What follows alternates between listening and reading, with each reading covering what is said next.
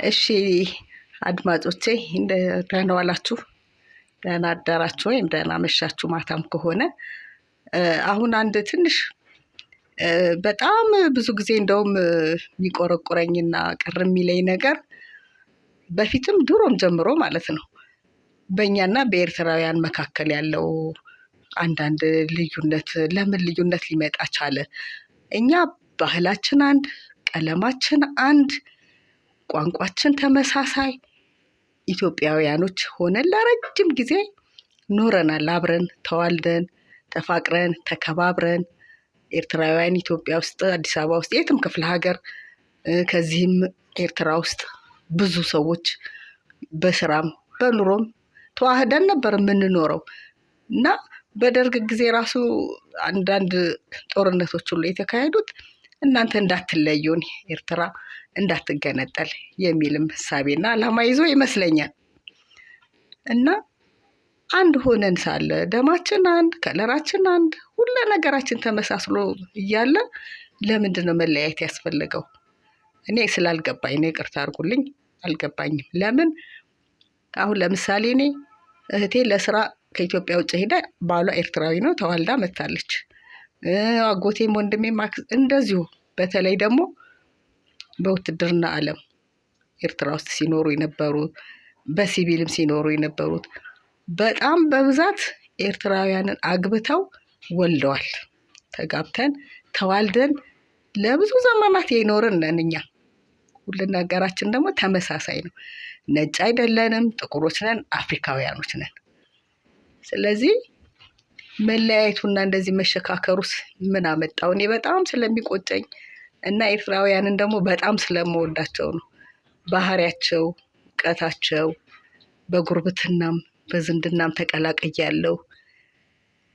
በሁሉ ነገራችን አንድ ነን።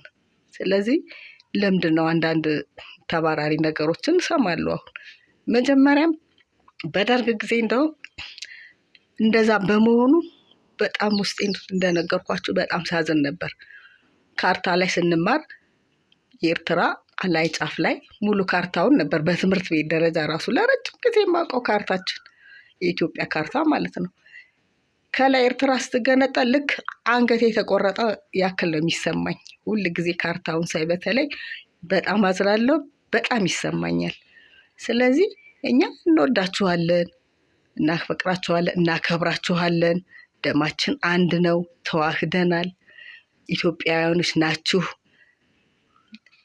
ቀለማችን አንድ፣ ግዴታ ወይም ፈረንጅ እንሁን ወይም የሌላ ዜጋ ነን እንደው ቢባል እንኳን አይመስልም።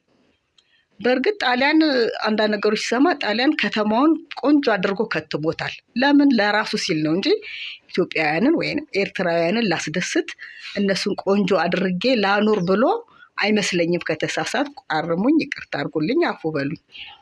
እና ለራሱ ሲል ቆንጆ አድርጎ የከተመው ከተማ ለራሱ ሲል ነው። እዚህም ጀምሯል፣ ብዙ ነገር አስተካክሏል፣ ብዙ መንገድ ሰርቷል። ስለዚህ እኛ ለምንድን ነው የምንነጣጠለው? ለምንድን ነው የምንለያየው?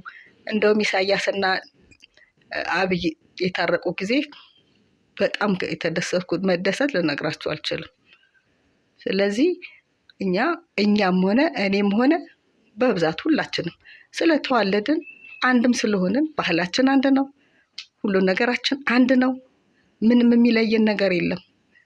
ስለዚህ እባካችሁ አንዳንድ ነገሮችን በየቲክቶኩ ላይ የምትለቁ እባካችሁ ተውና አንድነታችሁን እንስበክ። አንድ ነን እኛ፣ ድሮም አንድ ነን፣ አሁንም አንድ ነን፣ ወደፊትም አንድ የመሆን ዓላማ ወጣቶች ኤርትራ ውስጥ ያላችሁ በሙሉ አንድ የመሆን ዓላማ ብትሰብኩና አንድነታችንን ብናጠናከር እላለሁኝ። ካጠፋሁም ይቅርታ፣ ከተሳሳትኩ እዚህ ላይ ያበቃለሁ። ሰላም ሁኑልኝ።